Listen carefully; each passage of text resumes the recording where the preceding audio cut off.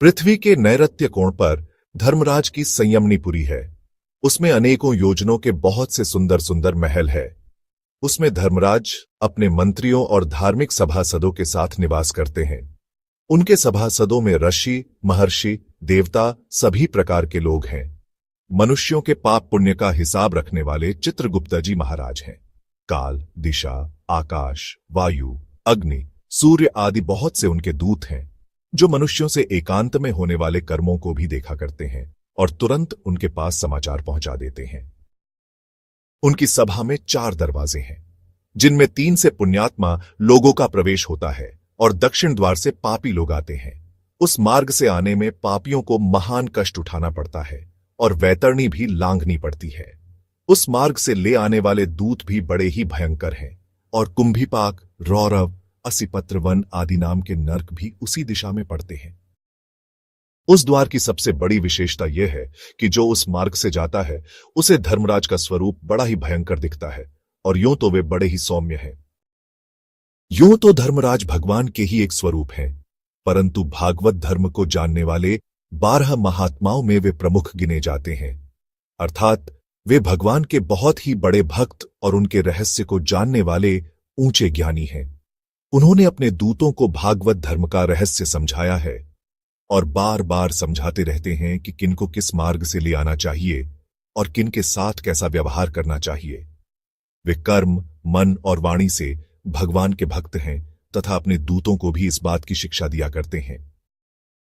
उन्होंने एक बार कहा था कि मेरे भयंकर दूतों, जिनकी जीभ भगवान के पवित्र गुण, लीला और नामों का गायन नहीं करती, जिनका चित्त भगवान के चरण कमलों का स्मरण नहीं करता, जिनका सिर भगवान और उनके भक्तों के सामने एक बार भी नहीं झुकता, जिन्होंने अपने कर्तव्य पालन द्वारा उनकी आराधना नहीं की है और जो उनके सत्स्वरूप से विमुख हैं, उन्हें ही तुम भयंकर नरक के रास्ते ले आना।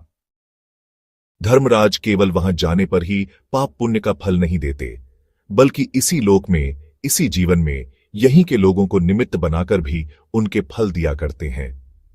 प्राचीन काल में मांडव्य नाम के एक बड़े ही तपस्वी ऋषि रहते थे। वे बड़े ही धर्मज्ञ, प्रभावशाली और मौनी थे।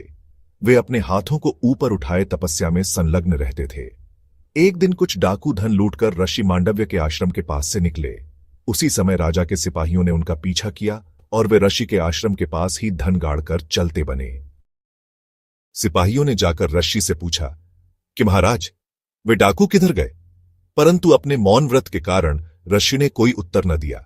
सिपाहियों ने आश्रम के आसपास ही ढूंढकर डाकुओं को पकड़ लिया। धन भी वहां मिल गया। उन्हें संदेह हुआ कि यह तपस्वी नहीं कोई डाकू है, इसने जानबूझकर हमारे पूछने पर जवाब नहीं दिया, इसलिए इसे भी पकड़ ले चले। उन्होंने मांडव्य ऋषि को पकड़ लिया और डाकुओं के साथ ही उन्हें भी राजा के सामने पेश किया। राजा ने भी उनके जवाब न देने पर उन्हें डाकू समझ लिया और डाकुओं के साथ सूली की सजा दे दी। ऋषि मांडव्य सूली पर चढ़ा दिए गए, परंतु सूली उनके शरीर को छेद न सकी। वे बहुत दिनों तक सूली पर बैठकर तपस्या करते रहे। जब दूसरे ऋषियों को यह समाचार मिला, तब वे पक्षियों का रूप धारण करके मांडव्य ऋषि के पास आने लगे और पूछने लगे कि तुम्हें किस पाप का यह फल मिला है। मांडव्य भी सोचने लगे कि मुझे किस पाप का यह फल मिला है। थोड़े ही दिनों के बाद राजा को यह मालूम हुआ कि सूली पर चढ़ाए जाने पर भी एक डाकू की मृत्यु नहीं हुई, यह अभी जीवित है। उन्होंने जान लिया कि वह तो कोई ऋषि है। राजा ने जाकर बड़ी प्रार्थना की, उन्हें सूली पर से उतारा, परंतु सूली की छोटी सी अणी उनके शरीर में लगी ही रह गई, वह न छूट सकी। इसी से उनका नाम अणिमांडव्य पड़ा। मांडव्य ऋषि एक दिन धर्मराज की सभा में उपस्थित हुए। उन्होंने कहा कि मैंने कौन सा ऐसा पाप किया था जिसके फलस्वरूप मुझे सूली पर चढ़ना पड़ा। धर्मराज, यदि तुम इसका ठीक उत्तर नहीं दोगे तो तुम्हें अपने इस कर्म का फल भोगना पड़ेगा। धर्मराज ने कहा, तपोधन, अपने बचपन में एक सींग में कई टिड्डियों को छेद कर उड़ाया था, उस पाप का फल आपको भोगना पड़ा है। छोटा सा भी पाप छोटा सा नहीं होता, पाप हमेशा बड़ा ही होता है। मांडव्य ने कहा, धर्मराज, उस समय मैं नन्हा सा बालक था, मुझे पाप पुण्य का कुछ ज्ञान नहीं था। उस छोटे से पाप का इतना बड़ा दंड कि ब्राह्मण सूली पर चढ़ाया जाए, यह कदापि उचित नहीं हो सकता। इसलिए मैं तुम्हें शाप देता हूं कि तुम मृत्युलोक में 100 वर्ष तक शूद्र होकर रहो। धर्मराज ने प्रसन्नतापूर्वक ऋषि का शाप स्वीकार किया। उन दिनों पृथ्वी पर दैत्यों की संख्या बढ़ गई थी। क्षत्रियों के रूप में पैदा होकर उन्होंने पृथ्वी को व्याकुल कर दिया था। उनका दमन करने के लिए प्राय सभी देवता अपने अपने अंश से अवतीर्ण हो रहे थे। स्वयं भगवान श्री कृष्ण भी धरातल पर अवतार ग्रहण करने वाले थे। ऐसे अवसर पर धर्म के अवतार की आवश्यकता तो थी ही। मांडव्य ऋषि का शाप एक निमित्त बन गया।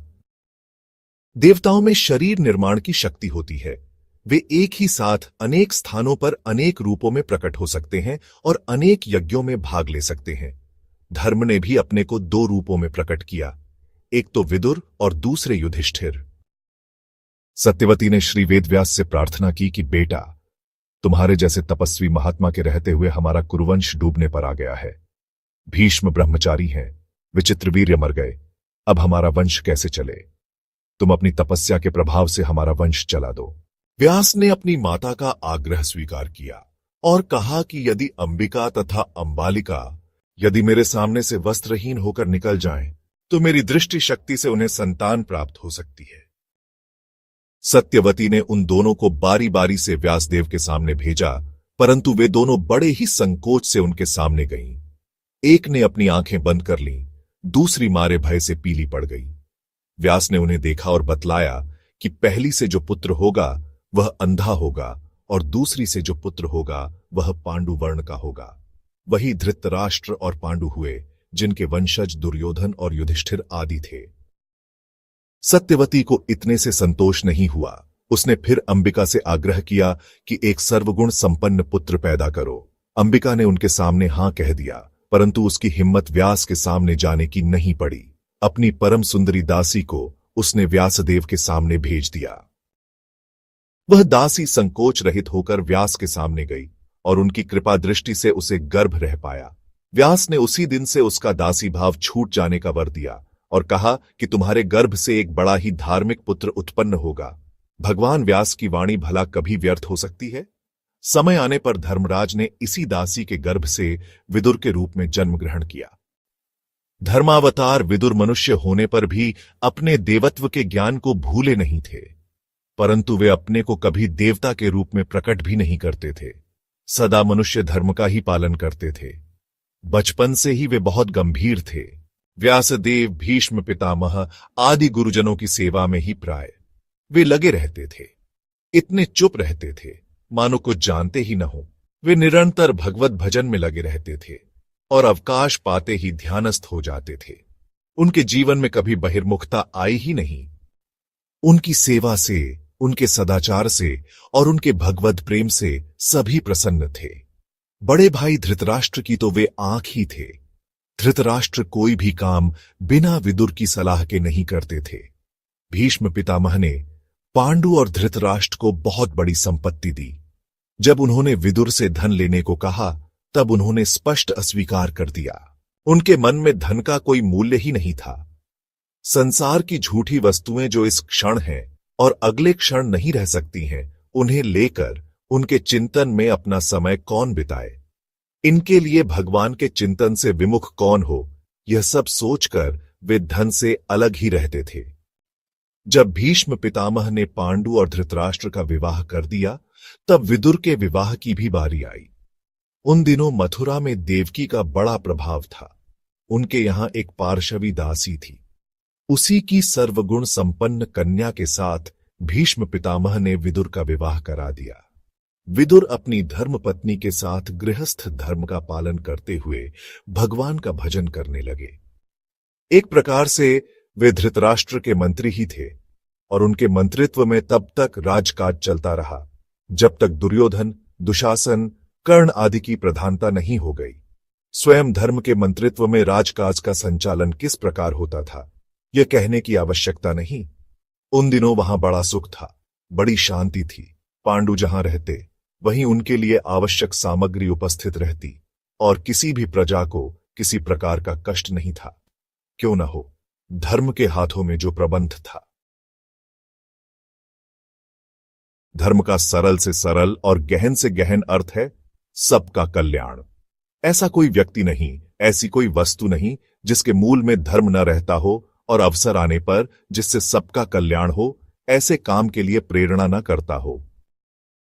पांडवों में तो युधिष्ठिर के रूप में धर्मराज थे ही, कौरवों में भी विदुर के रूप में धर्मराज थे। अंतर इतना ही था कि पांडवों में धर्म राजा थे, उनके आज्ञानुसार सब कार्य होते थे, और कौरवों में वे केवल एक सलाहकार के रूप में थे। जैसे पाप की प्रवृत्ति होने के समय अंतरात्मा कह देती है कि यह पाप है, मत करो, परंतु पापी लोग उस आवाज को नहीं सुनते या सुनकर भी अनसुनी कर देते हैं। वैसे ही कौरवों को अन्याय की ओर प्रवृत्त देखकर विदुर स्पष्ट कह देते थे कि यह अन्याय है, इसे मत करो। परंतु वे विदुर की बात पर ध्यान नहीं देते थे, उनकी उपेक्षा कर देते थे। विदुर जी सबका कल्याण चाहते थे। विदुर कौरवों को तो सलाह देते ही थे, समय आने पर पांडवों को भी उचित सलाह देते थे, और उन पर किसी आपत्ति की, विपत्ति की संभावना होती तो पहले से ही सूचित कर देते। यदि वे व्याकुल हो जाते तो उन्हें समझाते, उन्हें धैर्य बंधाते।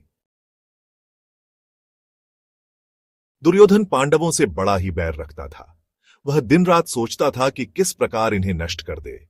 इसके लिए उसने बहुत से उपाय किए। एक बार जल विहार के लिए पांडवों को बुलाया गया। दुर्योधन ने पहले से ही विष की मिठाइयां बनवा रखी थीं। उसने बड़ा प्रेम प्रकट करके भीमसेन को अपने हाथों से वह मिठाई खिलाई। उसके बाद भीमसेन के बेहोश होने पर उन्हें लताओं से बांधकर गंगा नदी में फेंक दिया। जल विहार के रथान से चलने पर युधिष्ठिर ने सोचा कि भीम पहले ही चला गया होगा। इस बात की तो उनके मन में कल्पना ही नहीं हुई कि दुर्योधन ने भीमसेन का कुछ अनिष्ट किया होगा। जब वे लौटकर कुंती के पास आए और उसने भीम को पूछा, तब उन्होंने कहा कि मैं तो समझता था कि भीम तुम्हारे पास आ गए होंगे। क्या उनका कुछ अनिष्ट तो नहीं हो गया? अनिष्ट की आशंका से कुंती का हृदय कांप उठा और क्या करती, उसने विदुर को बुलवाना सही समझा। कुंती ने विदुर से कहा, देवर, पता नहीं भीमसेन कहां गया। सब भाई तो जल विहार करके लौट आए, परंतु भीम नहीं आया। मुझे डर इस बात का है कि कहीं दुर्योधन उसे धोखा देकर मार न डाले। वह बड़ा ही क्रूर, दुर्बुद्धि और लोभी है। मेरा कलेजा धड़क रहा है, मुझे कुछ सूझता नहीं, क्या करूं? विदुर ने बड़ी दृढ़ता से कहा, रानी, ऐसी बात मन में नहीं लानी चाहिए। अपने पुत्र के संबंध में ऐसा सोचना तुम्हारी जैसी वीर रमणी को शोभा नहीं देता। जो पुत्र तुम्हारे पास हैं, उनकी रक्षा करो। इस समय दुर्योधन पर लांछन मत लगाओ। कुछ कहने सुनने से वह और भी अनिष्ट करने की चेष्टा कर सकता है। भीमसेन के संबंध में निश्चिंत रहो, उसका अनिष्ट तो कोई कर ही नहीं सकता। महामुनि व्यास ने तुम्हें जो आशीर्वाद दिया है कि तुम्हारे सब पुत्र चिरंजीवी होंगे, वह कभी झूठा नहीं हो सकता। भीम तुम्हारे पास शीघ्र ही आएगा और तुम्हें प्रसन्न करेगा। विदुर की बातों से कुंती की घबराहट मिट गई और कुछ ही समय बाद नागलोक से पारे का रस पीकर 10,000 हाथियों के बल से युक्त होकर भीमसेन लौट आए। युधिष्ठिर ने भीमसेन को समझा दिया कि यह बात किसी पर प्रकट नहीं होनी चाहिए। विदुर चाचा ऐसा ही कहते हैं और इसी में हम लोगों का कल्याण है। विदुर की सत शिक्षा से पांडव दुर्योधन की इस दुष्टता को पी गए। उन्होंने कहीं चर्चा ही नहीं की। दुर्योधन अपनी कुचाल को विफल हुई देखकर मन ही मन जल उठा। द्रोणाचार्य के यहां शिक्षा प्राप्त करते समय भी उसने पांडवों को नीचा दिखाना चाहा, लेकिन उसके किए कुछ न हो सका। बाद में उसने धृतराष्ट्र के कान भरने शुरू किए और यह बात उसने तय करा ली कि अब पांडव वारणावत नगर में रहे उनके लिए नया महल बनने का प्रबंध हुआ। दुर्योधन ने पुरोचन नाम के व्यक्ति से एकांत में कहा कि भाई, अब तो सारी पृथ्वी के राजा हम और तुम दो ही रहेंगे। तुम मेरे बड़े विश्वास पात्र हो, शत्रुओं का नाश करने में मेरी सहायता करो। तुम वारणावत में ऐसा महल बनाओ जिसमें सन, तेल, घी, लाख, लकड़ी का व्यवहार अधिक हो और ऊपर से ऐसा लेप लगवा दो कि कोई उसको भांप न सके। ऐसी ही वस्तुएं उसमें रथान स्थान पर रखवा दो और किसी को रत्ती भर भी इसका पता न चले। तुम युधिष्ठिर के जाने पर उनकी खूब सेवा करना और जब वे तुम्हारा खूब विश्वास कर लें, तब उस महल के दरवाजे पर आग लगा देना। बस उनके मर जाने पर तो तुम्हारा ही सब अधिकार होगा। पुरोचन ने जाकर वैसा ही महल तैयार करा दिया और धृतराष्ट्र ने कुंती सहित पांडवों को वहां जाने की आज्ञा दे दी। जब पांडव कुंती के साथ वारणावत जाने लगे, तब उन्होंने सब गुरुजनों को प्रणाम करके आज्ञा ली। प्रजा ने बहुत विरोध किया, परंतु युधिष्ठिर ने सबको समझा दिया। जब सब लोग चले गए तब विदुर ने मल्लेच्छ भाषा, गुप्त अथवा सांकेतिक भाषा में युधिष्ठिर को समझाया। उन्होंने कहा, युधिष्ठिर, बुद्धिमान मनुष्य को शत्रुओं का गुप्त रहस्य समझकर पहले से ही उससे बचाव का उपाय करना चाहिए। एक प्रकार का अस्त्र है, वह लोहे का बना तो नहीं है, परंतु उससे मृत्यु हो सकती है। उसे जो जान लेता है वह बच जाता है। अर्थात तुम लोगों को जलाने के लिए शत्रुओं ने शीघ्र जलने वाले पदार्थों का भवन बनवाया है। देखो, आग जंगल को जला सकती है, परंतु बिल में रहने वाले जीवों को नहीं जला सकती। विपत्ति आने पर इसी प्रकार अपने को सुरक्षित रखना चाहिए। अर्थात तुम लोग सुरंग से निकल जाना। अंधे को रास्ता नहीं मिलता, उसे दिशा भ्रम भी हो सकता है। धर्महीन को संपत्ति नहीं मिलती। मेरी बात खूब समझ लो। अर्थात तुम पहले से ही मार्गों और दिशाओं का ज्ञान प्राप्त कर लेना और इस बात को इतना गुप्त रखना कि किसी को पता न चले। दुष्ट पुरुषों के दिए हुए बिना लोहे के शस्त्र को स्वीकार कर लेना ही ठीक है। उनके ही स्थान की शरण लेकर आग की आंच से बच जाना चाहिए। अर्थात पुरोचन के बनाए घर में प्रसन्नता से रहना, मौका पाकर निकल जाना। घूमने से मार्गों का ज्ञान हो जाता है, नक्षत्रों से दिशाओं का पता चल जाता है। बुद्धिमानी के साथ पांचों इंद्रियों को अपने वश में रखने से किसी प्रकार की पीड़ा नहीं होती। काम, क्रोध आदि शत्रु उसकी हानि नहीं कर सकते। मैंने आपका उपदेश समझ लिया, ऐसा ही होगा। विदुर वहां से अपने घर लौट आए और पांडव वारणावत गए। वहां प्रजा ने उनका स्वागत किया। पुरोचन ने उन्हें लाक्षागृह में रहने की व्यवस्था कर दी। वह बड़े प्रेम से इन लोगों की सेवा करके विश्वास पात्र बनने का दुष्प्रयत्न करने लगा। विदुर का एक मित्र बड़ा चतुर, विश्वास पात्र और सुरंग खोदने में निपुण था। विदुर ने उसे एकांत में बुलाकर सब बातें समझा दी और कहा, तुम जाकर पांडवों की भलाई करो। उसे पांडवों का विश्वास पाने के लिए कुछ गुप्त बातें भी बता दी। वह युधिष्ठिर के पास गया और उसने विदुर के बताए हुए संकेतों से युधिष्ठिर का विश्वास प्राप्त कर लिया। उसने युधिष्ठिर से कहा, मैं खुदाई का काम करने वाला कारीगर हूं। आगामी कृष्ण पक्ष की चतुर्दशी को रात को पुरोचन इस घर में आग लगाने वाला है। दुर्योधन ने कुंती के साथ आप लोगों को जला डालने का निश्चय कर लिया है। मुझे सुरंग खोदने की आज्ञा दीजिए। युधिष्ठिर ने कहा, विदुर हमारे हित चिंतक हैं। तुम भी मेरे लिए विदुर जैसे ही हो। जैसे वे हमारा हित करते हैं, वैसे ही तुम भी हमारा हित करो। दुर्योधन के पास इस समय संपत्ति है, उसके सहायक भी बहुत से हैं। यदि उसको पता चल जाएगा तो हमारा बहुत अनिष्ट हो सकता है। विदुर की बात सच उतरी। अब तुम हम लोगों को इस विपत्ति से बचाओ। सुरंग खोदी गई और आग लगने के समय पांडव उसके रास्ते से निकल गए। किसी को इसकी खबर नहीं लगी। विदुर की कृपा से पांडव इस महान विपत्ति से बच गए। बहुत दिनों के बाद जब मालूम हुआ कि पांडव जीवित हैं और राजा द्रुपद की पुत्री द्रौपदी से उनका विवाह भी हो गया है, तब दुर्योधन, कर्ण आदि को बड़ा कष्ट हुआ। वे पुनः पांडवों के नाश का उपाय सोचने लगे। विदुर को बड़ी प्रसन्नता हुई और उन्होंने जाकर धृतराष्ट्र से कहा, बड़ा अच्छा हुआ, बड़ा अच्छा हुआ। विदुर ने उन्हें समझाया कि अब द्रुपद से हमारी मित्रता हो जाएगी, वे हमारे संबंधी हो गए। अब पांडवों को आदरपूर्वक बुला लेना चाहिए। विदुर के चले जाने पर दुर्योधन ने धृतराष्ट्र से कहा, उन्हें बुलाना ठीक नहीं है। हम लोग बहुत दिनों से उन्हें नष्ट करने का षड्यंत्र कर रहे हैं, परंतु सफल नहीं हुए। इस पर ऐसा उपाय करना चाहिए कि हमारा राज्य निष्कंटक हो जाए। कर्ण ने कहा, मुझे धोखा देने की नीति पसंद नहीं है। इस तरह उनका कोई अनिष्ट कर भी नहीं सकता। उन पर चढ़ाई कर दी जाए। द्रुपद उनके सहायक हैं तो क्या हुआ, वे सब मिलकर हमारा मुकाबला नहीं कर सकते। मैं अकेले ही सबको जीत लूंगा। दुर्योधन ने भी कहा, हां, यही ठीक है। कर्ण ने कहा, पराक्रम करना ही क्षत्रियों का धर्म है। साम, दाम या भेद के द्वारा पांडव नहीं जीते जा सकते। उन्हें प्रकट रूप से ही जीता जा सकता है।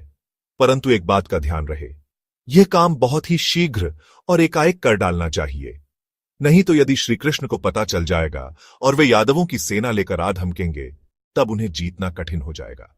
श्री कृष्ण के नीति कौशल के सामने हम लोगों का टिकना आसान नहीं है। कर्ण, तुम्हारी बात वीरों के योग्य है। तुम्हारी इस स्पष्ट नीति की मैं प्रशंसा करता हूं, किंतु मेरी यह इच्छा है कि तुम और दुर्योधन दोनों ही भीष्म पितामह, द्रोणाचार्य और विदुर से सलाह करके तब कुछ निश्चय करो। बिना उनकी सम्मति के कोई काम करना मुझे पसंद नहीं। भीष्म, द्रोण और विदुर बुलाए गए। इस विषय में जब उन लोगों की सम्मति पूछी गई, तब भीष्म और द्रोण ने एक स्वर से पांडवों के द्रोह का विरोध किया। उन्होंने कहा, हमारे लिए कौरव और पांडव दोनों ही समान हैं। इन दोनों को एक सा ही प्यार करते हैं। ऐसी दशा में पांडवों से वैर या युद्ध करने का अनुमोदन हम नहीं कर सकते। उन्होंने दुर्योधन को भी बहुत समझाया। द्रोणाचार्य और कर्ण में तो कुछ कड़वी कड़वी बातें भी हो गईं। अंत में विदुर ने कहा, स्वजनों का कर्तव्य है कि बेखटके हित की बात कह दे। आप सुनना नहीं चाहते, इसी से लोग कहना चाहकर भी नहीं कहते। भीष्म और द्रोण दोनों ही आपके सच्चे हितैषी हैं और जो कुछ वे कह रहे हैं आपके हित के लिए कह रहे हैं। आप सच समझिए, पांडवों को परास्त करने की शक्ति किसी में नहीं है। उनके पक्ष में धर्म है, वे सत्य की ओर हैं। संसार में बड़े से बड़ा देवता भी उनका बाल बांका नहीं कर सकता। क्या आप नहीं जानते कि उनके पक्ष में है श्री कृष्ण, बलराम और सात्यकी? अनेकों राजा और राजकुमार भी उनके प्रेमी हैं। इस राज्य में उनका हिस्सा है, ये बात सब जानते हैं। जब से प्रजा को मालूम हुआ है कि पांडव जीवित हैं, तब से उन्हें देखने के लिए सब लोग व्याकुल हो उठे हैं। उन्हें लाक्षागृह में जलाने की चेष्टा की गई, ये बात भी अब छिपी नहीं है। उनका सम्मान करके आप अपनी कलंक कालिमा धो डालिए। पांडवों से मेल करने में आपका लाभ ही लाभ है। द्रुपद आपके पक्ष में हो जाएंगे, श्री कृष्ण आपके सहायक हो जाएंगे और सारे यदुवंशी आपकी आज्ञा का पालन करेंगे। श्री कृष्ण साधारण पुरुष नहीं, साक्षात भगवान हैं। वे जिस पक्ष में रहेंगे उसी की जीत होगी। उनसे मेल करके आप सारे संसार में अपने राज्य का विस्तार कर सकते हैं। राजन, मैं आपसे स्पष्ट निवेदन करता हूं कि दुर्योधन, कर्ण और शकुनी आदि सब कच्ची बुद्धि के बच्चे हैं। आप इनकी बातों में मत आइए।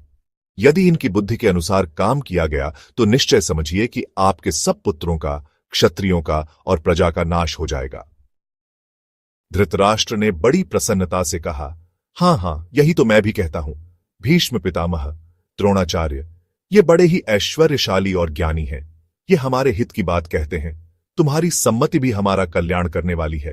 तुम्हारा कहना सच है। जैसे मेरे पुत्र दुर्योधन आदि हैं, वैसे ही पांडव भी हैं। राज्य का जितना अधिकार इन्हें है, उतना ही उन्हें भी है। विदुर, तुम जाओ, विशेष सत्कार के साथ कुंती और नववधू द्रौपदी के साथ पांडवों को यहां ले आओ। पांडव कुशल से हैं, उनका विवाह हो गया, यह बड़ी प्रसन्नता की बात है। द्रौपदी के लिए अनेकों प्रकार के रत्न और वस्त्राभूषण ले जाओ। विदुर ने उपहार की सामग्री लेकर रथ पर सवार होकर पंचाल देश की यात्रा की। पंजाब में जाकर वे पहले राजा द्रुपद से मिले। उनके यहां स्वागत सत्कार होने के बाद वे श्री कृष्ण के पास गए और उनके दर्शन से बहुत ही आनंदित हुए। विदुर बहुत दिनों से श्री कृष्ण का दर्शन चाहते थे, परंतु अब तक उन्हें अवसर नहीं मिला था। रास्ते में आते समय भी वे सोच रहे थे कि शायद वहां श्री कृष्ण के दर्शन हो जाएं। अपनी बहुत दिनों की अभिलाषा पूर्ण होते देखकर वे सहसा उनके चरणों पर गिर पड़े। श्री कृष्ण ने उन्हें उठाकर हृदय से लगा लिया। युधिष्ठिर भी अपने भाइयों के साथ उनसे मिले और कुंती से भी यथायोग्य मिलना हुआ। सभा में उपस्थित होने पर विदुर ने श्री कृष्ण और पांडवों के सामने ही महाराज द्रुपद से कहा, राजन, राजा धृतराष्ट्र, वृद्ध भीष्म पितामह, द्रोणाचार्य और सब कौरवों ने आपको यथोचित अभिवादन कहकर कुशल मंगल पूछा है। आपके यहां संबंध होने से सभी को बड़ी प्रसन्नता हुई है। अब वहां के लोग पांडवों को देखने के लिए बहुत ही उत्कंठित हो रहे हैं। मेरा अनुमान है कि पांडव लोग भी अपना देश देखने के लिए बहुत ही उत्कंठित होंगे, क्योंकि इन्हें अपना देश छोड़े बहुत दिन हो गए। कुरुकुल की स्त्रियां भी द्रौपदी को देखने के लिए बहुत ही उत्सुक हो रही हैं। इसलिए देर न करके पत्नी सहित पांडवों को विदा कर दीजिए। आपकी अनुमति मिलते ही मैं वहां समाचार भेज दूंगा कि पांडव आ रहे हैं। द्रुपद ने कहा, विदुर जी, आपका कहना ठीक है। इस संबंध से मुझे भी बड़ी प्रसन्नता हुई है। पांडवों का अपने राज्य में जाना उचित और आवश्यक है, तथापि मैं जाने के लिए कैसे कह सकता हूं। ये जितने दिनों तक मेरे यहां रहे अच्छा ही है। कुंती, पांडव, श्रीकृष्ण और बलराम की सम्मति हो तो मैं जाने में आपत्ति न करूंगा। युधिष्ठिर ने कहा, महाराज, हम सब आपके अधीन हैं। आप हृदय से जो आज्ञा देंगे हम उसी का पालन करेंगे। श्रीकृष्ण ने कहा, मेरे विचार से तो पांडवों को वहां जाना ही चाहिए। फिर भी महाराज द्रुपद की जैसी आज्ञा हो वैसा ही करना ठीक है। द्रुपद ने कहा, परम शक्तिशाली यदुवीर पुरुषोत्तम श्री कृष्ण जो कहते हैं यही ठीक है। वासुदेव श्री कृष्ण की पांडवों पर जितनी कृपा है, वे पांडवों की जितनी मंगल कामना करते हैं, उतनी मैं भी नहीं करता, स्वयं युधिष्ठिर भी नहीं करते। अंत में विदाई का ही निश्चय रहा। श्री कृष्ण, कुंती, पांडव और द्रौपदी को साथ लेकर विदुर वारणावत नगर के लिए चल पड़े। विकर्ण, चित्रसेन, द्रोणाचार्य आदि ने आकर उनका स्वागत किया और धृतराष्ट्र की आज्ञा से वे लोग अपने महलों में रहने लगे। कुछ दिनों के बाद धृतराष्ट्र ने उन्हें खांडवप्रस्थ में राजधानी बनाकर रहने की आज्ञा दे दी और आधा राज्य भी दे दिया। पांडवों ने अपने बाहुबल से अपने राज्य का विस्तार कर लिया और वे वहां सुखपूर्वक रहने लगे। विदुर धृतराष्ट्र के पास ही अपनी कुटी में रहकर अपनी धर्मपत्नी के साथ प्रेमपूर्वक भगवान का भजन करने लगे। धर्म में कपट के लिए तनिक भी स्थान नहीं है। बाहर भीतर की स्पष्टता ही धर्म का प्रधान लक्षण है। जो भीतर से दूसरे प्रकार का है, बाहर से दूसरे प्रकार का है, हम उसे धर्मात्मा नहीं कह सकते। सब प्राणियों का समान सुहृद धर्म अपने अंदर किसी प्रकार का कपट भला कैसे रख सकता है? विदुर धर्मराज युधिष्ठिर के लिए जैसे कुछ हैं, वैसे ही कौरवों के लिए भी हैं। वे पांडवों से जितना प्रेम करते हैं, उतना ही कौरवों के साथ भी स्पष्ट ही रहते हैं। वे हित की बात निसंकोच कह देते हैं, इस बात की परवाह नहीं करते कि उसे कोई मानेगा या नहीं। उनको स्पष्ट कहने में कहीं कोई भय नहीं है। भय तो अधर्म में ही है, धर्म में नहीं। विदुर के जीवन में हम इस बात को पूर्णता पाते हैं कि वे जैसे कुछ हैं, स्पष्ट हैं। उन्हें दुर्योधन भी जानता है, युधिष्ठिर भी जानते हैं, और कोई भी उनसे अपना संबंध तोड़ नहीं सकता। पांडवों की समृद्धि और उनके राजसूय यज्ञ की सफलता देखकर दुर्योधन के हृदय में ईर्ष्या की आग जलने लगी। विदुर की अनुपस्थिति में उसने धृतराष्ट्र को उल्टा सीधा समझाकर और दबाव डालकर उनसे जुआ खेलने की आज्ञा प्राप्त कर ली। परंतु धृतराष्ट्र इस बात को विदुर से छिपा नहीं सके। उनके जीवन में इसके पूर्व ऐसा कोई अवसर नहीं आया था जब उन्होंने विदुर की सलाह के बिना किसी को कोई आज्ञा दे दी हो। आज जुए को आज्ञा देकर वे पछताने लगे और तुरंत दूत को भेजकर विदुर को बुलवाया। विदुर ने आकर धृतराष्ट्र से स्पष्ट कह दिया कि मैं कदापि जुए का अनुमोदन नहीं कर सकता। आपने यह काम बड़ा ही अनुचित किया है। इससे पारस्परिक विरोध बढ़ जाएगा और वंश का सत्यानाश हो जाएगा। धृतराष्ट्र ने विदुर की बात से प्रभावित होकर दुर्योधन को बुलवाया और जुआ न खेलने के लिए कहा, परंतु उसने धृतराष्ट्र की एक न मानी। जुआ हुआ और पांडव हारने लगे। पांडवों ने खड़े होकर विदुर का स्वागत किया और उन्हें एक सुंदर आसन पर बैठाकर यथोचित सम्मान किया। युधिष्ठिर के पूछने पर विदुर ने धृतराष्ट्र की बात कही और यह भी बताया कि अब धृतराष्ट्र को मेरी आवश्यकता नहीं रही, इसलिए मैं यहां चला आया। उनका हृदय मोह ममता से कलुषित हो गया है। वे धर्म की बात, हित की बात सुनना तक नहीं चाहते हैं। ऐसा मालूम होता है कि अब कौरवों का नाश निकट है। युधिष्ठिर, इस आपत्ति से घबराने की कोई बात नहीं है।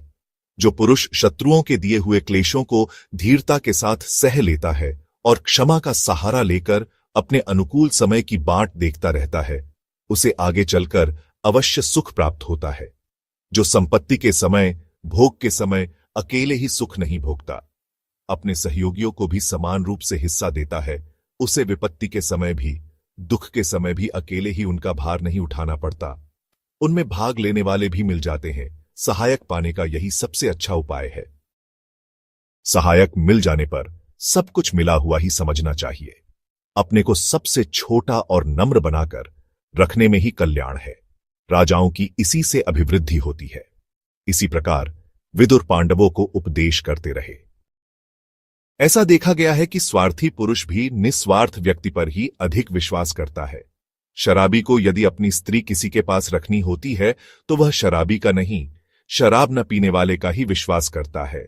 बेईमान भी अपनी धरोहर ईमानदार के पास ही रखता है। धृतराष्ट्र भी विदुर पर सबसे अधिक विश्वास रखते थे। इसका कारण था उनके लड़के उन्हें धोखा दे सकते थे, परंतु विदुर से धोखे की कभी संभावना नहीं थी। विदुर के चले जाने पर वे पछताने लगे। उन्होंने सोचा कि विदुर की सहायता से पांडवों की बड़ी उन्नति होगी, मेरे लड़कों का बड़ा अनिष्ट होगा। संधि और विग्रह की नीति का जानकार कोई भी हमारे पक्ष में नहीं रह जाएगा। वे सभा के द्वार पर आते आते अचेत हो गए। संजय आकर उन्हें संभालने लगे। थोड़ी देर में धृतराष्ट्र को चेतना हुई।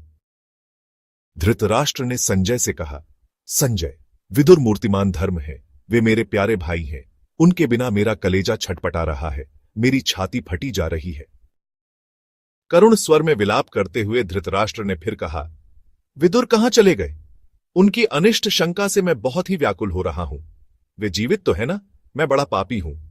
क्रोध के अधीन होकर मैंने अपने प्यारे भाई का त्याग कर दिया। उन्होंने सर्वदा मेरा उपकार किया है, किंतु मैं इतना नीच हूं कि मैंने उन्हें बिना किसी अपराध के ही निकाल दिया। संजय, तुम शीघ्र जाकर विदुर को ले आओ, नहीं तो मैं अपने प्राण दे दूंगा। जो आज्ञा है कहकर संजय ने उसी समय प्रस्थान कर दिया। संजय ने काम्यक वन में जाकर विदुर से धृतराष्ट्र की अवस्था का वर्णन किया और आग्रह किया कि आप शीघ्र चलकर उनके प्राणों की रक्षा कीजिए। विदुर के मन में कोई दुर्भाव तो था ही नहीं। वे पांडवों से अनुमति लेकर, सच कहूं तो शीघ्र ही वहां से चल पड़े। उनके आने पर धृतराष्ट्र ने बड़ी प्रसन्नता प्रकट की और कहा, विदुर, तुम्हारा हृदय शुद्ध है। ये मेरा सौभाग्य है कि तुम मेरे पास रहते हो। मैंने तुम्हारा अपराध किया है, तुम्हें बहुत कटु वचन कहे हैं, उन्हें भूल जाओ और मुझे क्षमा करो। धृतराष्ट्र ने विदुर को अपनी गोदी में उठा लिया और सिर सूंघकर बड़ा प्रेम जताया। विदुर ने कहा, राजन, आप कैसी बात कहते हैं? मेरे नाते भी क्या आपका कोई अपराध होता है? आप मेरे परम गुरु हैं, आपके लिए ही मैं शीघ्र यहां आ गया हूं। पांडव और कौरव दोनों ही मेरे लिए समान हैं, तथापि पांडवों की अवस्था इस समय अच्छी नहीं है, इसलिए बार बार मेरी दृष्टि उन पर पड़ जाती है और पड़नी ही चाहिए। यदि आप उनके साथ प्रेम का भाव रख सके तो कितना अच्छा हो। धृतराष्ट्र प्रसन्न हो गए और विदुर हस्तिनापुर में रहने लगे। पांडवों का 12 वर्ष का वनवास और 1 वर्ष का अज्ञातवास समाप्त हो चुका था। वे विराटनगर में प्रकट हो चुके थे और दोनों ओर से युद्ध की भीषण तैयारी हो रही थी। धृतराष्ट्र ने संजय को युधिष्ठिर के पास यह समझाने के लिए भेजा था कि युद्ध करना अधर्म है, वे किसी प्रकार युद्ध से विरत हो जाएं। उस दिन संजय युधिष्ठिर के पास से लौटकर धृतराष्ट्र के पास आया था और उसने युधिष्ठिर को निर्दोष बतलाते हुए यह कहा था कि अब युद्ध हुए बिना नहीं रह सकता। यदि उन्हें कुछ दिया नहीं जाएगा तो वे युद्ध करने के लिए मजबूर हैं और इसमें उनका कोई दोष नहीं। उन्होंने आपके लिए और सब लोगों के लिए जो संदेश कहे हैं उन्हें मैं कल सभा में सुनाऊंगा, क्योंकि आज मैं थक गया हूं। धृतराष्ट्र की अनुमति लेकर संजय चला गया। संजय के चले जाने पर धृतराष्ट्र बड़ी चिंता में पड़ गए। उन्होंने द्वारपाल को भेजकर विदुर को बुलवाया। विदुर तुरंत धृतराष्ट्र के पास उपस्थित हुए और उन्होंने बड़ी नम्रता से कहा, महाराज, मैं आपकी क्या सेवा कर सकता हूं? मेरे योग्य सेवा बतलाइए। विदुर, अभी संजय मुझे बहुत कुछ कह सुनाकर घर गया है। सुबह सभा में युधिष्ठिर के संदेश सुनाएगा। अभी मुझे मालूम नहीं कि युधिष्ठिर ने क्या संदेश भेजा है। उसी चिंता से मुझे नींद नहीं आ रही और मेरा शरीर जल रहा है। धर्म और अर्थ का तुम्हारे जैसा जानकार और कोई नहीं है। तुम मेरे भले की बात कहो। मेरी इंद्रियां विकल हो रही हैं, मुझे चिंता सता रही है। कोई ऐसा उपाय करो कि मेरा चित्त शांत हो। विदुर ने कहा, महाराज, साधारण पुरुषों को नींद न आने के बहुत से कारण हैं। जिसके ऊपर बलवान पुरुष आक्रमण करने वाला हो, जिसका सर्वस्व छिन गया हो, जो कामी है, चोर है, उसे नींद नहीं आती। जो किसी की संपत्ति हड़पना चाहता है, उसे भी नींद नहीं आती। इनमें से कोई दोष आप में तो नहीं आ गया है? महाराज, यदि ये दोष आप में ना हो तो आप सुखपूर्वक सो सकते हैं। विदुर, तुम बड़े विद्वान, बुद्धिमान और सम्मान के पात्र हो। मैं तुम्हारी कल्याणकारी बातें सुनना चाहता हूं। तुम मुझे नीति की बातें सुनाओ। विदुर ने कहा, राजन, आपने नीति विरुद्ध आचरण किया है। युधिष्ठिर सर्वथा राज्य के योग्य हैं। उन्हें आपने निकाल दिया है और आप में राजा होने के लक्षण बिल्कुल नहीं है। फिर भी आप राजा बन बैठे हैं। आप राज्य का शासन क्या कर सकते हैं? दुर्योधन, शकुनी, कर्ण और दुशासन के भरोसे शासन का कार्य छोड़कर आप कैसे भलाई की आशा कर सकते हैं? आप में और उनमें बुद्धिमानों के लक्षण नहीं है। जिसे आत्मज्ञान है, जो अपनी शक्ति के अनुसार काम करता है, जिनमें विषयों से विरक्ति है, सहनशीलता है और जो श्रद्धा के साथ धर्म का अनुष्ठान करता है, जो सर्वदा लोक उपकारी काम करता है, लोक विरोधी काम कभी नहीं करता, भगवान और परलोक पर जिसकी श्रद्धा है, जो क्रोध, हर्ष, अभिमान, उद्दंडता आदि के द्वारा दबा नहीं दिया जाता, काम हो जाने के पहले जिसके विचारों को और लोग जान नहीं सकते, बड़े से बड़े विघ्न जिसके निश्चय को बदल नहीं सकते, जो व्यवहार में सर्वदा धर्म का पालन करता है, जो बहुत देर तक सुनता है और थोड़ी ही देर में समझ जाता है, जो असंभव की इच्छा नहीं करता, नष्ट हुए का शोक नहीं करता, आपत्ति में मोहित नहीं होता, जो निश्चय करके ही पराक्रम प्रकट करता है, अपने समय को व्यर्थ नहीं बिताता, जो कटुभाषी हितैषी का अनादर नहीं करता, सम्मान पाने पर फूल कर कुप्पा नहीं हो जाता और अपमान होने पर दुखी नहीं होता, सबका रहस्य जानता है, वह बुद्धिमान कहलाने योग्य है, जिसका अध्ययन दृढ़ता के अनुसार है और जिसकी बुद्धि विद्या विरुद्ध नहीं है, जो प्राचीन पुरुषों द्वारा निश्चित मर्यादा का उल्लंघन नहीं करता, सर्वदा सनातन धर्म पर हृदय से आरूढ़ रहता है, वह बुद्धिमान है। विदुर ने आगे कहा, राजन, यह तो मैंने पंडितों के लक्षण कहे, अब आप मूर्खों के लक्षण सुने। जिसने शास्त्र और लोक की बातें नहीं सुनी, जो अपने आपे का बड़ा घमंड रखता है, जो असमर्थ होने पर भी मनोरथ के पुलाव पकाता रहता है, जो पाप से धन कमाना चाहता है, जो मित्र से दगा करता है, शत्रुओं से मित्रता जोड़ने वाला है, अपने करने योग्य कामों को नौकर चाकरों से कराता है, सब पर संदेह करता है, काम में जल्दबाजी करता है और जल्दी के काम में देर लगा देता है, उसे मूर्ख कहना चाहिए। राजन, पितरों का श्राद्ध नहीं करता, देवताओं की पूजा नहीं करता, सज्जनों को मित्र नहीं बनाता, बिना बुलाए ही किसी के भी यहां चला जाता है, बिना पूछे ही बहुत कुछ कह डालता है, विश्वास के योग्य पर अविश्वास करता है, अपना दोष दूसरे पर लगाता है, जो परस्त्रियों पर आंख उठाता है और जो कंजूसों की सेवा करता है, वह मूर्ख है। राजन, मैं आपसे सत्य कहता हूं, यही प्राचीन काल की मर्यादा है। जो संपत्तिशाली होकर अकेले ही बढ़िया माल खाता है, बढ़िया बढ़िया कपड़े पहनता है और दूसरों को नहीं देता, उससे बढ़कर निष्ठुर और नीच कोई नहीं है। आप स्थिर बुद्धि से कार्य और अकार्य इन दोनों का निश्चय करके मित्र, शत्रु, उदासीन तीनों को साम, दाम, दंड, भेद इन चारों से वश में कीजिए। पांचों इंद्रियों को जीतकर संधि, मान, विग्रह आदि छहों को जानकर वेश्या, जुआ, शराब, शिकार, कठोर वचन, दंडवत कठोरता और अन्याय से धनोपार्जन 7 बातों को छोड़ दीजिए, फिर आपके लिए सुख ही सुख है। विष और शस्त्र से केवल एक की हत्या होती है, किंतु कुविचार से बहुतों का नाश हो जाता है। किसी काम के बारे में अकेले नहीं सोचना चाहिए, अकेले ही राह नहीं चलना चाहिए और सोते हुए लोगों को छोड़कर अकेले ही नहीं उठना चाहिए। क्षमा मनुष्य का परम बल है। क्षमा अशक्तों के लिए गुण है, समर्थों के लिए आभूषण है। जिसके हाथ में क्षमा का खड्ग है, दुर्जन उसका कुछ नहीं बिगाड़ सकता। घास फूस से खाली जगह पर गिरकर आग आप ही आप बुझ जाती है। धर्म ही परम कल्याण है, क्षमा ही परम शांति है, ज्ञान ही परम तृप्ति है और एक अहिंसा ही संपूर्ण सुखों को देने वाली है। जो राजा होकर युद्ध से डरता है, ब्राह्मण होकर घर छोड़ने में भयभीत होता है, उसे भूमि निगल जाती है। बेकार गृहस्थ और रोजगारी भिखमंगे दोनों ही अपने धर्म से गिरे हुए हैं। समर्थ को क्षमा और दरिद्र को दानशीलता, यह दोनों मोक्ष की जननी है। जो धनी होकर दान न करे और जो गरीब होकर तपस्या न करे, उसे गले में पत्थर बांधकर नदी में डूब जाना चाहिए। धन के 2 अपव्यय हैं, एक तो अपात्र को देना और दूसरे सुपात्र को न देना। योगी सन्यासी और युद्ध में सम्मुख मारा जाने वाला क्षत्रिय दोनों ब्रह्मलोक में जाते हैं। उपाय 3 प्रकार के होते हैं, उत्तम, मध्यम और अधम। पुरुष और कर्म भी 3 प्रकार के होते हैं, पराये धन का हरण करना, परस्त्री का सेवन करना और संबंधियों का त्याग करना। ये तीनों लोभ, काम और क्रोध से होते हैं, अतएव तीनों ही निंदनीय होते हैं। वरदान मिलना, राज्य मिलना और पुत्र होना, तीनों एक से हैं, परंतु इन तीनों से श्रेष्ठ है शत्रु को विपत्ति से बचा लेना। जो अपना भक्त हो, अपनी सेवा करता हो और मैं तुम्हारा भक्त हूं, इस प्रकार कहे, उसका त्याग कभी नहीं करना चाहिए। संपन्न के घर पर 4 प्रकार के लोगों को रहना चाहिए, अपनी बिरादरी का बूढ़ा, दुखी, कुलीन, दरिद्र सखा और बिना पुत्र की बहिन। 4 बातें तुरंत फल देने वाली हैं। देवताओं का ध्यान मनोरथ पूर्ण कर देता है। बुद्धिमानी के प्रताप से गूढ़ बात भी मालूम हो जाती है। विद्वान के विनय की लोग पूजा करते हैं और पाप के त्याग से अंतकरण में शांति आ जाती है। अग्निहोत्र, मौन, अध्ययन और यज्ञ यदि मान के लिए किए जाते हैं तो इनका फल विपरीत होता है। पिता, माता, अग्नि, आत्मा और गुरु, इन 5 की सेवा प्रतिदिन करनी चाहिए। जो देवता, पितर, मनुष्य, भिक्षुक और अतिथि इन पांचों की नित्य पूजा करता है वह पूजनीय होता है।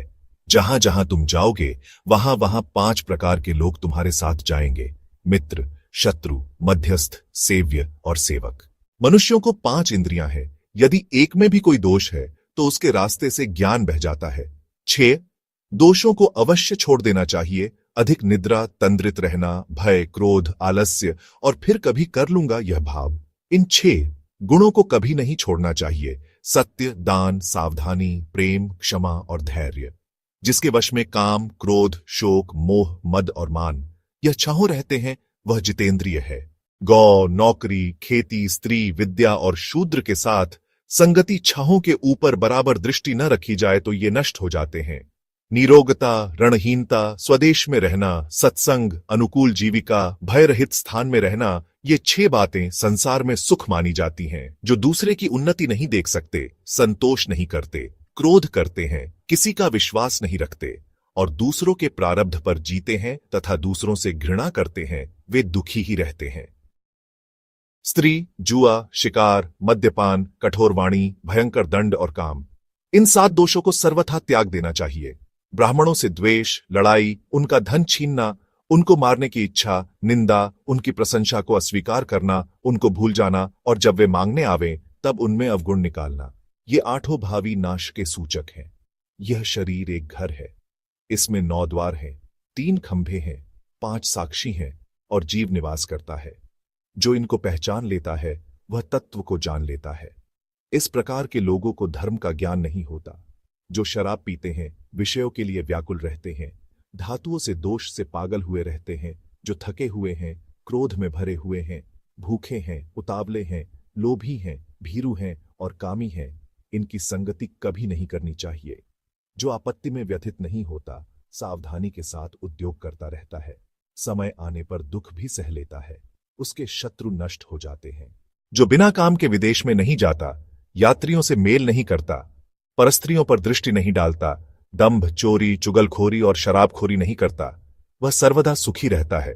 जो बराबरी वालों से विवाह, मैत्री, व्यवहार और बातचीत करता है, गुणियों को आगे बैठाता है, वह नीति से च्युत नहीं होता। जो परिमित भोजन करता है और अपने से पहले आश्रितों को भोजन करा देता है, थोड़ा सोता है तथा काम बहुत करता है, मांगने पर शत्रुओं को भी देता है, उसकी हानि कोई नहीं कर सकता। जो अपने दुष्कर्म पर किसी के न जानने पर भी अपने आप ही लज्जित होता है, उसके दुष्कर्म छूट जाते हैं, उसे शांति मिलती है और वह अत्यंत तेजस्वी हो जाता है। विदुर ने आगे कहा, राजन, पांडव आपके ही बालक हैं, आपने ही उनका पालन पोषण किया है, आपकी ही गोद में खेलकर वे बड़े हुए हैं, आपने ही उन्हें सिखाया पढ़ाया है और वे आपकी आज्ञा का पालन भी करते हैं। उनका हक उन्हें दे दें, आपका हृदय शांत हो जाएगा, तीनों लोकों में आपकी प्रशंसा होगी, सब आपका सम्मान करेंगे। विदुर ने धृतराष्ट्र को धर्म की दृष्टि से, शासन की दृष्टि से और हर प्रकार से समझाते हुए कहा है, आप पांडवों के साथ न्याय कीजिए, अपने पुत्रों का पक्षपात करना ठीक नहीं है। मैं आपको एक प्राचीन इतिहास सुनाता हूं, आप देखेंगे कि न्याय करने से हर तरह से कल्याण ही होता है। पुराने जमाने में एक केशिनी नाम की कन्या थी। भक्तराज प्रहलाद के पुत्र विरोचन ने उससे कहा कि तुम मुझे वरण कर लो। उसने पूछा, विरोचन, ब्राह्मण श्रेष्ठ हैं अथवा दैत्य? विरोचन ने कहा, दैत्य ही श्रेष्ठ हैं। केशिनी ने कहा, कल प्रातःकाल सुधन्वा आएंगे, उन्हें देखकर मैं निश्चय करूंगी। दूसरे दिन सुधन्वा आए। विरोचन ने उन्हें बैठने के लिए अपने आसन की ओर इशारा किया। उन्होंने केवल स्पर्श कर लिया। बात ही बात में दोनों में विवाद छिड़ गया कि ब्राह्मण श्रेष्ठ हैं या दैत्य। प्राणों की बाजी लगी और निर्णायक चुने गए विरोचन के पिता प्रहलाद। जब दोनों प्रहलाद के पास पहुंचे और प्रहलाद ने सुधन्वा से पूछा कि अनुचित न्याय करने वाले को क्या दंड मिलता है, तब सुधन्वा ने कहा, सौत वाली स्त्री को जो वेदना होती है, जुए में हारे हुए और बोझ से पीड़ित पुरुष को जो पीड़ा होती है, निकलने के लिए छटपटाते हुए कैदी और द्वार के बाहर पड़े हुए भूखे को जो दुख मिलता है, वही दुख झूठे गवाह और अन्यायपूर्ण निर्णय करने वाले को मिलता है। स्वार्थवश झूठ बोलने वाले स्वयं तो नरकों में जाते ही हैं, उनकी पीढ़ियां भी नरकगामिनी होती हैं। झूठ बोलने वालों का सर्वनाश हो जाता है। सुधन्वा की शास्त्र सम्मत बात सुनकर प्रहलाद ने कहा, विरोचन, सुधन्वा के पिता अंगिरा मुझसे श्रेष्ठ हैं। सुधन्वा की माता तुम्हारी माता से श्रेष्ठ है और सुधन्वा तुमसे श्रेष्ठ है। इस विवाद में तुम सुधन्वा से हार गए। तुम्हारे प्राण सुधन्वा के हाथ में हैं। विरोचन से यों कहकर प्रहलाद ने सुधन्वा से कहा, ब्राह्मण, मैं चाहता हूं कि आप मेरे पुत्र को प्राणदान करें। सुधन्वा ने कहा, दैत्यराज, तुमने धर्म का पक्ष लेकर सत्य बात कही है, पुत्र का पक्ष लेकर झूठ नहीं कहा है। इससे प्रसन्न होकर मैं तुम्हें तुम्हारा पुत्र दान करता हूं। मैंने विरोचन को छोड़ दिया, अब केशिनी के साथ विवाह भी यहीं करें। विदुर ने कहा, महाराज, आप भी प्रहलाद की भांति ही उचित न्याय की और भूमि के लालच से झूठ न बोलें। यदि आप पक्षपात करेंगे तो आपका सर्वनाश हो जाएगा। विदुर ने और भी बहुत प्रकार से समझाया। धृतराष्ट्र पूछते रहे और विदुर उनको उत्तर देते रहे। धृतराष्ट्र ने अंत में कहा, विदुर, तुम मुझे सर्वदा यही उपदेश दिया करते हो और ठीक ही देते हो। मैं भी तो यही कहता हूं और करना भी यही चाहता हूं। पांडवों के बारे में धर्म संगत निश्चय भी करता हूं, परंतु दुर्योधन के सामने आने पर सभी बातें बदल जाती हैं। अब जो होने वाला है 100 होकर रहेगा। मुझे अपने उद्योग से कोई आशा नहीं है। यदि कुछ और उपदेश करना बाकी हो तो यह भी मुझे सुनाओ। तुम्हारी बातें बड़ी विचित्र हैं, उनसे मुझे तृप्ति नहीं होती है। विदुर ने कहा, राजन, इसके बाद ब्रह्म विद्या का विषय है। मैं शूद्र योनि में पैदा हुआ हूं, इससे वह बातें नहीं कहनी चाहिए। महर्षि सनत सुजात ही उस सिद्धांत को कह सकते हैं, इसलिए आप उन्हीं के मुख से सुनिए। धृतराष्ट्र ने कहा, क्या मेरे ऐसे भाग्य हैं कि मैं इसी शरीर से उनके दर्शन कर सकूं? विदुर ने सनत सुजात का ध्यान किया और वे उसी समय वहां उपस्थित हो गए। विदुर ने उन्हें ऊंचे आसन पर बैठाकर उनको विधिपूर्वक पूजा और प्रार्थना की कि धृतराष्ट्र के मन में एक ऐसी शंका है जिसका समाधान करने का मुझे अधिकार नहीं है। ये संपूर्ण दुखों से, संपूर्ण द्वंद्वों से सर्वदा के लिए छुटकारा पा जाए, ऐसा उपदेश कीजिए। धृतराष्ट्र ने भी महर्षि सनत सुजात से विदुर की बातों का समर्थन करते हुए मृत्यु का रहस्य पूछा। सनत सुजात ने विदुर की प्रार्थना से धृतराष्ट्र को संपूर्ण ब्रह्म ज्ञान का उपदेश किया और मृत्यु का रहस्य बतलाया। महाभारत उद्योग पर्व का वह अंश बड़ा ही महत्वपूर्ण है। अध्यात्म जिज्ञासुओं के लिए उसका स्वाध्याय बहुत ही उपयोगी है। बात करते करते वह रात बीत गई और प्रातःकाल होने पर सब लोग नित्य कृत्य से निवृत्त होकर संजय के द्वारा युधिष्ठिर का संदेश सुनने के लिए सभा में गए। विदुर ने धृतराष्ट्र और दुर्योधन को बहुत समझाया, परंतु उनकी कोई बात उन लोगों ने नहीं सुनी। अंत में पांडवों का संधि संदेश लेकर श्री कृष्ण के आने की बात सुनी गई। धृतराष्ट्र ने विदुर से कहा, श्री कृष्ण आने वाले हैं, उनके स्वागत के लिए मैं बहुत से रथ, घोड़े, हाथी, रत्न, सोने के रथ आदि दूंगा। सब लोग उनका स्वागत करेंगे और नगर की सब प्रजा उनका सम्मान करेगी। उनके ठहरने के लिए सबसे सुंदर स्थान दिया जाएगा और हमारे पास जो सर्वोत्तम सामग्री है वही उन्हें भेंट की जाएगी। विदुर ने कहा, महाराज, आप बड़े बुद्धिमान हैं, आप सभी बातें जानते हैं, आपसे क्या कहूं। अब आप चालाकी छोड़ दीजिए, सरल हो जाइए। आप श्री कृष्ण का सम्मान करना चाहते हैं, यह बड़ा सुंदर है। इन वस्तुओं की तो बात क्या, श्री कृष्ण समग्र पृथ्वी के स्वामी हैं और वास्तव में वही उसके पात्र हैं। परंतु मैं शपथ पूर्वक कहता हूं कि आप धर्म की दृष्टि से अथवा प्रेम की दृष्टि से यह सब उन्हें नहीं देना चाहते हैं। आप उन पर अपना मायाजाल फैलाना चाहते हैं और उन्हें इन बाहरी सामग्रियों से ठगना चाहते हैं। आप पांडवों को 5 गांव नहीं दे सकते। आप धन के बल पर श्रीकृष्ण को अपने वश में करना चाहते हैं। छल, कपट अथवा माया करके श्रीकृष्ण को पांडवों से अलग नहीं कर सकते। मैं श्रीकृष्ण की महिमा जानता हूं, मैं उनका प्रेम जानता हूं और वे धनंजय अर्जुन से कितना प्रेम करते हैं यह भी जानता हूं। वे जल के घड़े, पाद प्रक्षालन और कुशल प्रश्न के अतिरिक्त आपकी कोई बात स्वीकार नहीं करेंगे। यदि आप श्री कृष्ण को प्रसन्न करना चाहते हैं तो वह काम कर दीजिए जिसके लिए वे आते हैं। वे कौरव और पांडवों का कल्याण करना चाहते हैं। आप उनका यह आतिथ्य कीजिए। आप पिता हैं, पांडव और कौरव आपके पुत्र हैं। श्री कृष्ण की प्रसन्नता और प्रेम के लिए पांडवों के साथ अपने पुत्रों का सा व्यवहार करे। दुर्योधन ने श्री कृष्ण के स्वागत का विरोध किया और धृतराष्ट्र जैसा स्वागत चाहते थे, नहीं हो सका। श्री कृष्ण आए, दुर्योधन के अतिरिक्त सबने उनकी अगवानी की। सबसे मिलजुल लेने के बाद श्री कृष्ण विदुर के घर गए। विदुर ने मांगलिक सामग्रियों के साथ श्री कृष्ण का स्वागत किया और जो कुछ सामग्री उनके घर उपस्थित थी उससे श्री कृष्ण की पूजा की। उस समय विदुर को कितनी प्रसन्नता हुई थी, इसका वर्णन नहीं किया जा सकता। उन्होंने स्वयं श्री कृष्ण से कहा है, कमल नयन, तुम्हारे दर्शन से मुझे जो प्रसन्नता प्राप्त हुई है उसका वर्णन तुमसे क्या करूं। है तुम तो सब प्राणियों के अंतर्यामी ही हो, तुमसे कुछ छिपा नहीं। तुम धर्म, अर्थ, काम और मोक्ष के आश्रय हो। संत तुम्हारी ही उपासना करते हैं। श्रीकृष्ण ने विस्तार के साथ पांडवों का कुशल मंगल विदुर को सुनाया और फिर कुंती के पास गए। कुंती को समझाने के बाद वे दुर्योधन के महल में गए। वहां सामान्य स्वागत सत्कार होने के पश्चात दुर्योधन ने भोजन के लिए श्रीकृष्ण को निमंत्रित किया। श्रीकृष्ण ने स्पष्ट शब्दों में कह दिया कि कोई प्रेम से खिलावे तो उसके यहां खाना चाहिए, और नहीं तो जब भोजन न मिलता हो, विपत्ति का समय हो, तब किसी के यहां खाना चाहिए। न तुम प्रेम से खिला रहे हो और न मैं विपत्ति में हूं, फिर तुम्हारे यहां मैं कैसे भोजन कर सकता हूं। पांडव धार्मिक हैं, धार्मिक पुरुष मेरी आत्मा ही है। जो उनसे द्वेष करता है वह मुझसे ही द्वेष करता है। दुर्योधन से श्रीकृष्ण ने साफ साफ कह दिया कि तुम लोग दुष्ट हो, तुम्हारा अन्न मैं नहीं खा सकता। मेरे विचार में तो यहां केवल विदुर का ही अन्न पवित्र है, मैं उन्हीं के यहां भोजन करूंगा।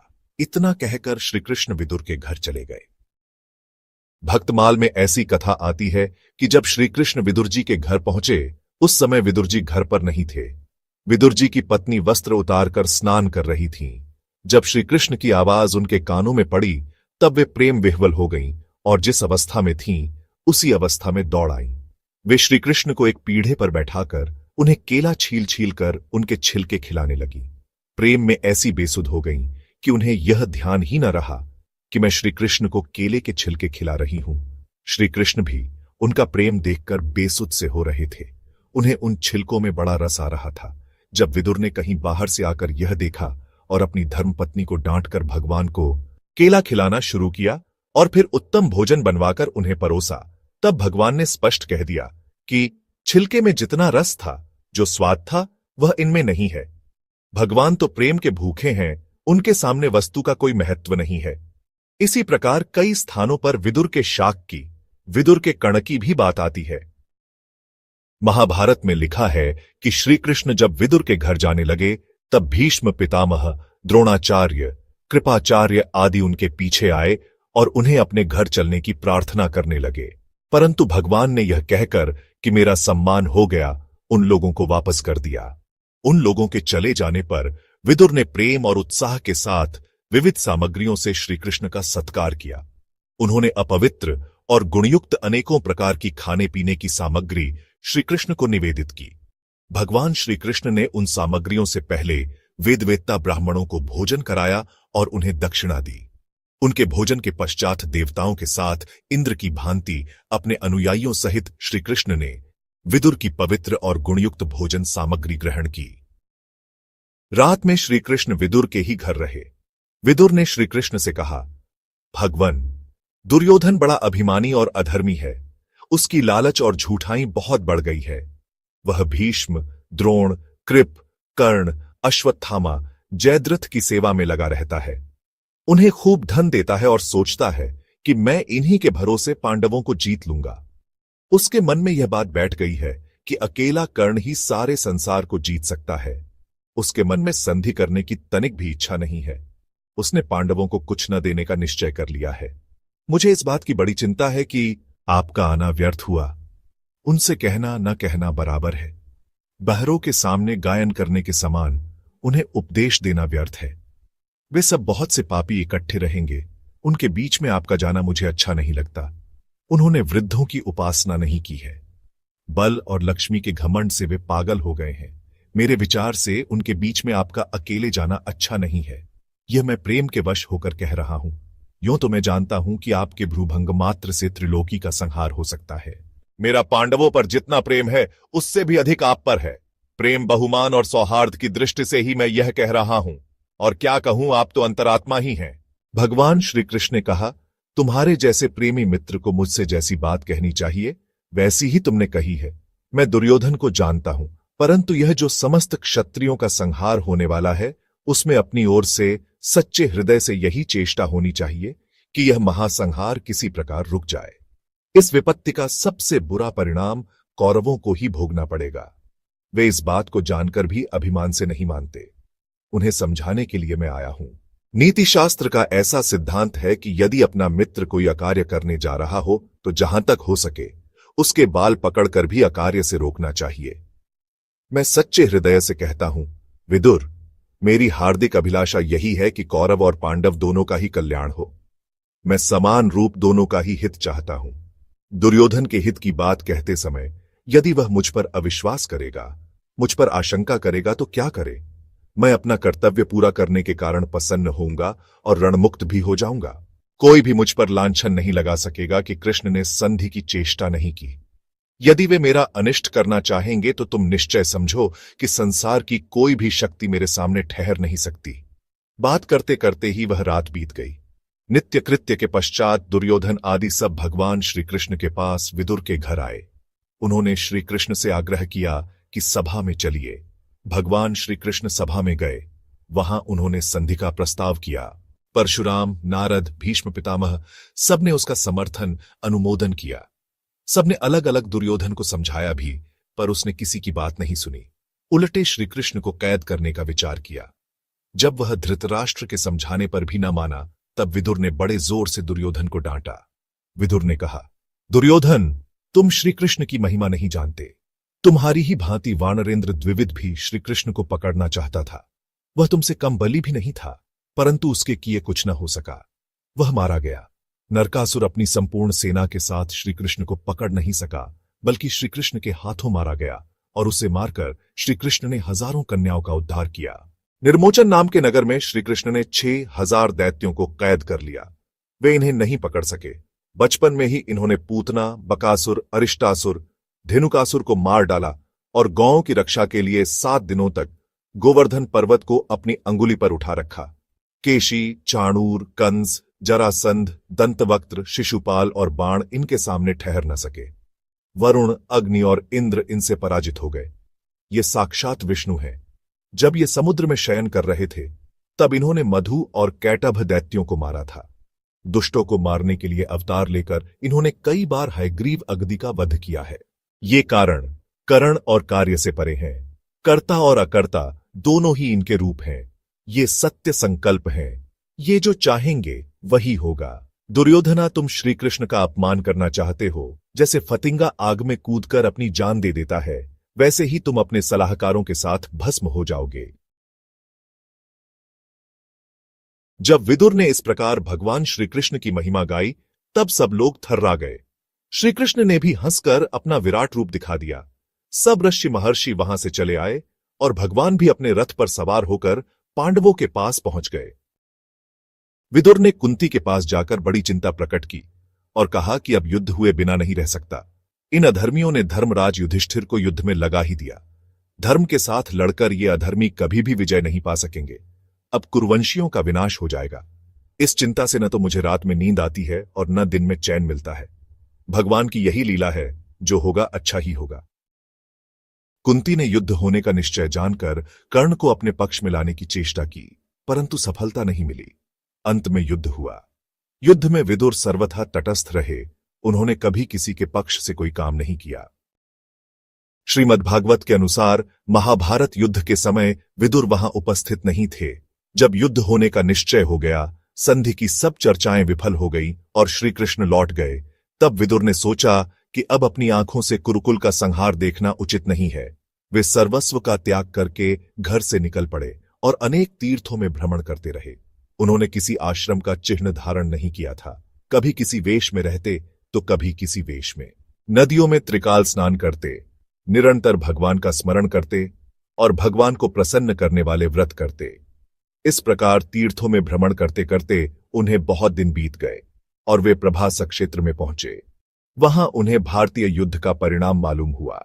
उन्होंने उसी ओर यात्रा प्रारंभ कर दी। जब वे यमुना के किनारे पहुंचे, तब उन्हें वहां महाभागवत उद्धव के दर्शन हुए। उद्धव से उन्होंने बहुत से प्रश्न किए और उद्धव ने प्रेम गदगद होकर भगवान श्री कृष्ण की लीला सुनाई। जन्म से लेकर मथुरा यात्रा, द्वारका गमन, भारतीय युद्ध, युधिष्ठिर का राज्य और उनके अश्वमेध यज्ञ तक का वृत्तांत सुनाया। जब उद्धव ने भगवान के स्वधाम गमन की बात कही, तब विदुर व्याकुल हो गए। उन्होंने सोचा, हमारे बीच में श्री कृष्ण आए, हमसे मिले, हमसे मित्रता की और हम उनकी सन्निधि, उनके आलाप और उनकी कृपा से उतना लाभ नहीं उठा सके जितना उठाना चाहिए था, और वे चले भी गए। यह कितने दुख की बात है। उद्धव ने भगवान के ज्ञानोपदेश की चर्चा की। विदुर ने वह ज्ञान श्रवण करने की इच्छा प्रकट की। तब उद्धव ने कहा, भगवान ने उपदेश के समय आपका स्मरण किया था। उस समय मैत्रेय ऋषि भी वहां उपस्थित थे। भगवान ने कहा, जिस गुह्यतम ज्ञान का उपदेश मैं तुम्हें कर रहा हूं वह मैत्रेय विदुर को सुनाएंगे, इसलिए आप भगवान के उपदेश किए हुए ज्ञान को मैत्रेय ऋषि के द्वारा ही सुने। विदुर भगवान के स्मरण और उपदेश के लिए मैत्रेय को आज्ञा देने की बात सुनकर बहुत ही प्रसन्न हुए। उनका हृदय प्रेम, श्रद्धा और आनंद से भर गया। वहां से उन्होंने मैत्रेय ऋषि के पास जाने के लिए हरिद्वार की यात्रा कर दी। हरिद्वार पहुंचकर विदुर मैत्रेय ऋषि के पास गए और प्रणाम सेवा करते हुए वे मैत्रेय से भगवत तत्व के संबंध में भगवान के बताए हुए ज्ञान की शिक्षा ग्रहण करने लगे। भागवत के 3 और 4 स्कंध की कथा मैत्रेय ने विदुर से कही है। देवहूति और कपिल का संवाद भी विदुर से ही कहा गया है। जब मैत्रेय ऋषि ने विदुर के बहुत से प्रश्नों का समाधान किया, तब विदुर ने यह सोचा कि इन प्रश्नों में क्या रखा है, इनका अंत कभी नहीं हो सकता। सबका सार है भगवान का भजन। और विदुर जी भजन में लग गए और मैत्रेय से अनुमति लेकर उन्होंने हस्तिनापुर की यात्रा की। वे तो धर्म के, ज्ञान के स्वरूप ही थे। उन्हें जिज्ञासा की क्या आवश्यकता थी। फिर भी उन्होंने मैत्रेय से जो आत्मा का ज्ञान प्राप्त किया, प्रश्नों का समाधान कराया, वह लोक संग्रह के लिए एक लीला मात्र थी। हस्तिनापुर में विदुर के पहुंचने पर पांडवों को और प्रजा को बड़ी ही प्रसन्नता हुई। उन्होंने विदुर से तीर्थ यात्रा का समाचार पूछा। विदुर ने बहुत सी बातें बताई भी, परंतु श्री कृष्ण के स्वधाम पधारने की बात उनसे नहीं कही। अभी अर्जुन द्वारका से लौटे नहीं थे। युधिष्ठिर को द्वारका का समाचार अभी कुछ भी मालूम नहीं था। विदुर ने देखा श्री कृष्ण चले गए। समाचार पाते ही पांडव भी चले जाएंगे। अब धृतराष्ट्र की रक्षा करनी चाहिए। इन्होंने अपना सारा जीवन सांसारिकता में ही बिताया। अब अंत समय में तो इनके द्वारा कुछ तपस्या, कुछ भगवान का भजन होना चाहिए। विदुर ने धृतराष्ट्र को सब बातें समझाई। धृतराष्ट्र ने उनकी बात मान ली और वे विदुर के साथ घर से निकल पड़े। गांधारी ने भी उनका अनुसरण किया। जेठ जेठानी की सेवा करने के लिए धर्मशीला कुंती भी पुत्रों को छोड़कर उनके साथ गई। वे सप्त सरोवर, हिमालय पर जाकर भगवान का भजन करने लगे और हस्तिनापुर में युधिष्ठिर उनकी खींच करवाने लगे। महाभारत में लिखा है कि युधिष्ठिर ने अपने भाइयों के साथ धृतराष्ट्र के पास वन में जाकर विदुर का कुशल पूछा। तब धृतराष्ट्र ने कहा, बेटा, परम ज्ञानी विदुर इसी तपोवन में कहीं रहते हैं। वे अन्न नहीं खाते, केवल हवा पीकर रहते हैं। घोर तप से वे दुर्बल हो गए हैं। बड़े बड़े विद्वान उनका दर्शन पाने के लिए इस जंगल में आते हैं। ये बातें हो रही थीं कि उस आश्रम से थोड़ी दूर पर विदुर के दर्शन हुए। उनके शरीर में धूल लगी हुई थी। आश्रम देखकर विदुर एकाएक पीछे की ओर लौट पड़े। विदुर को जाते देखकर धर्मराज युधिष्ठिर ने उनका अनुसरण किया। विदुर जी कभी युधिष्ठिर को दिखाई देते थे, कभी अदृश्य हो जाते थे। युधिष्ठिर पुकारते जाते थे, महात्मन, मैं आपका प्यारा युधिष्ठिर हूं, आप मुझे दर्शन दीजिए। परंतु विदुर बढ़ते ही चले जा रहे थे। निर्जन वन में जाकर विदुर जी एक पेड़ के सहारे खड़े हो गए। युधिष्ठिर ने उनके पास जाकर कहा, महाराज, मैं आपका प्रेम पात्र युधिष्ठिर हूं, आपके दर्शन के लिए यहां आया हूं। विदुर कुछ बोले नहीं। उन्होंने धर्मराज की दृष्टि में अपनी दृष्टि, इंद्रियों में इंद्रियां, प्राणों में प्राण और आत्मा में आत्मा मिलाकर उनसे एकता प्राप्त कर ली। वे अपने स्वरूप में लीन हो गए। केवल धर्म ही धर्म, युधिष्ठिर ही युधिष्ठिर रह गए। विदुर का शरीर वृक्ष के सहारे खड़े रह गया और धर्मराज युधिष्ठिर को अपने में विशेष शक्ति का अनुभव हुआ। वे विदुर का शरीर दाह करने जा रहे थे। उसी समय आकाशवाणी हुई, विदुर जी यति धर्म को प्राप्त हो गए थे, उनका शरीर मत जलाइए और उनके लिए शोक मत कीजिए। युधिष्ठिर आश्रम पर चले आए। विदुर तो धर्म थे ही, वे धर्म के रूप में धर्मराज युधिष्ठिर में ही लय हो गए। इस प्रकार उन्होंने अपनी लीला संवरण कर ली। यह कथा भक्तमाल कथा का भाग है। कृपया इसे अपने ठाकुर जी को घर पर सुनाइए, क्योंकि भक्तमाल कथा के मुख्य श्रोता हमारे मुरली मनोहर कृष्ण कन्हैया और वृषभान सुता राधा रानी हैं। हमारे इस प्रयास को घर घर तक पहुंचाने में हमारी सहायता करें। इसे अपने मित्रों के साथ साझा करें, चैनल को सब्सक्राइब करें और बेल आइकॉन दबाएं। यदि हमारी कोशिश आपको पसंद आए तो इसे लाइक करें, इससे हमें प्रोत्साहन मिलता है। हमारा प्रण श्री भक्तमाल कथा का प्रचार प्रसार करना है। कृपया इस पुण्य कार्य में अपना सहयोग दें। जय श्री राधे गोविंद।